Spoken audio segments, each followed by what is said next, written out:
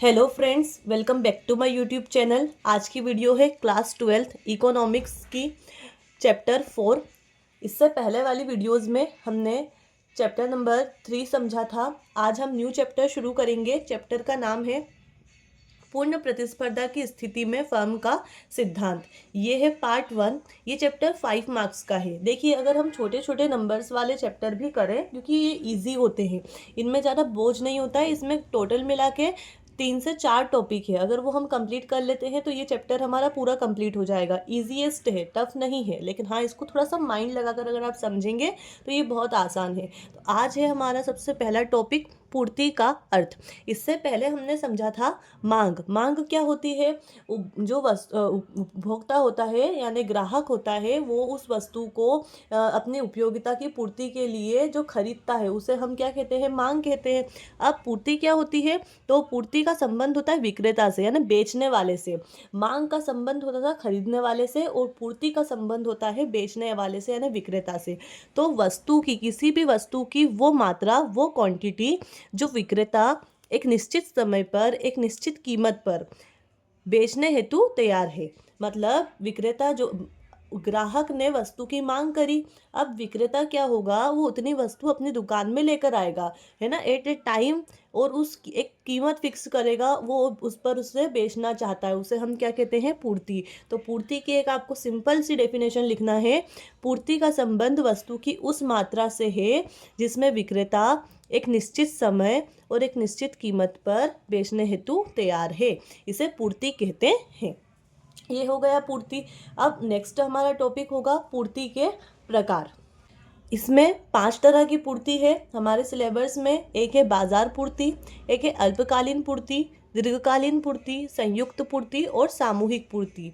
देखिए, बाजार पूर्ति किसे कहते हैं? तो आपको छोटी छोटी सी इनकी डिटेल लिखना है। ये तो हेडिंग हो जाएगी, डिटेल हम बहुत छोटी छोटी लिखेंगे कि बाजार पूर्ति क्या होती है। अति अल्पकालीन पूर्ति, है ना, बहुत थोड़ा सा टाइम होता है। मान लो कस्टमर जो है वो खरीदने गया, बस इतना सा टाइम है, 1 घंटे का टाइम है कि 1 घंटे में आपको सामान लेकर आना ही आना है अपनी दुकान में। उसे हम कहते हैं बाजार पूर्ति। बाजार पूर्ति अति अल्पकालीन पूर्ति होती है जिसमें समय कुछ घंटे या कुछ दिन का ही होता है। अल्पकालीन पूर्ति, तो इसमें इतना समय, इससे अति अल्पकालीन से थोड़ा ज़्यादा समय होता है। मान लो यहाँ कुछ घंटे होते तो यहाँ पर एक पूरा दिन मिल जाता है हमें, थोड़ा सा ज़्यादा। तो आप लिख देंगे अल्पकालीन पूर्ति बाजार पूर्ति से थोड़ा अधिक समय देती है, जिसमें पूर्ति को संभव किया जा सकता है। फिर नेक्स्ट क्या है? दीर्घकालीन पूर्ति। दीर्घकालीन, देखो ये अल्पकालीन थी, इसमें टाइम कम था। ये थी, इसमें बहुत कम टाइम था, इसमें उससे थोड़ा ज़्यादा टाइम। और दीर्घकालीन पूर्ति में अत्यधिक समय होता है। अपनी इच्छा से पूर्ति को बढ़ा और घटा सकते हैं, यानी अपने सामान को वो अपनी इच्छा से लेकर आ सकते हैं। आपको एक कस्टमर टाइम दे दे के, चलो भैया आपको 5 दिन का टाइम हम देते हैं, आप ये सामान लेकर आ जाओ, तो आप आराम से कहीं से भी ढूंढ कर वो सामान लेकर आ सकते हैं ना। उसे हम कहते हैं दीर्घकालीन पूर्ति। ठीक है। फिर है संयुक्त पूर्ति। संयुक्त पूर्ति क्या होती है? एक स्रोत से 2 या 2 से अधिक वस्तु, यानी एक ही वस्तु से आप 2 से 3 चीज़ें बनाते हैं, उसी की जो मात्रा होती है उसे हम कहते हैं संयुक्त पूर्ति। नेक्स्ट है सामूहिक पूर्ति। सामूहिक पूर्ति क्या होती है? विभिन्न वस्तु के प्रयोग से।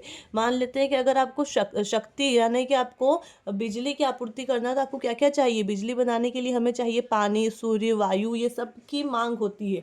तो इसे हम कहते हैं सामूहिक पूर्ति। तो ये हमारे पूर्ति के प्रकार हो गए। अब सभी को आपको लिखना कैसे है? बाजार पूर्ति उस पूर्ति को कहते हैं जिसमें अति अल्पकालीन पूर्ति होती है और कुछ घंटे का समय दिया जाता है। अल्पकालीन पूर्ति उस पूर्ति को कहते हैं जिसमें अति अल्पकाल से थोड़ा ज़्यादा समय होता है। दीर्घकालीन पूर्ति उस पूर्ति को कहते हैं जिसमें अत्यधिक समय होता है, इच्छा अनुसार पूर्ति को बढ़ाया घटाया जा सकता है।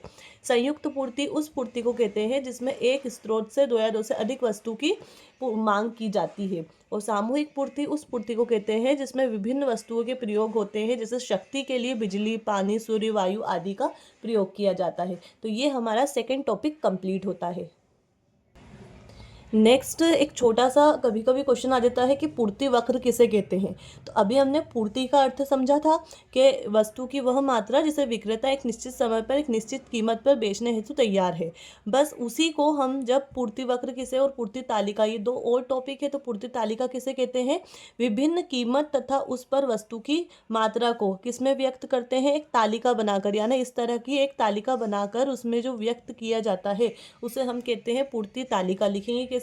पूर्ति तालिका उसे कहते हैं जिसमें विभिन्न कीमत पर तथा विभिन्न कीमत पर वस्तु की मात्रा को एक तालिका में व्यक्त किया जाता है, उसे पूर्ति तालिका कहते हैं। अब पूर्ति वक्र पूर्ति तालिका हम बनाते हैं, उसी को रेखाचित्र द्वारा व्यक्त किया जाता है, उसे हम कहते हैं पूर्ति वक्र। यहाँ पर देखिए पूर्ति वक्र मैंने बनाया हुआ है, इसको हम नेक्स्ट वीडियो में और डिटेल में समझेंगे क्योंकि उसका टॉपिक है ये पूर्ति वक्र का। अभी फ़िलहाल के लिए आपको इस तरीके से बनाना है। यहाँ पर आपको Q2 Q और Q1 रखना है, यहाँ पर P2 P और P3 रखना है। इनको मिलाते जाना है और एक लाइन ड्रॉ कर देना है, इसी को हम कहते हैं पूर्ति रेखा। इसको हम नेक्स्ट वीडियो में डिटेल में समझेंगे उस टॉपिक से। तो आज हमारी यहीं पर वीडियो को ख़त्म करते हैं। ये पार्ट 1 था, नेक्स्ट वीडियो में इसका पार्ट 2 डलेगा, उसमें आगे के क्वेश्चन रहेंगे।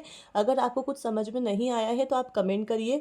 वीडियो को जितना हो सके अपने दोस्तों के साथ शेयर करिए, लाइक करिए और मेरे चैनल पर अगर आप नए हैं तो उसे सब्सक्राइब करिएगा।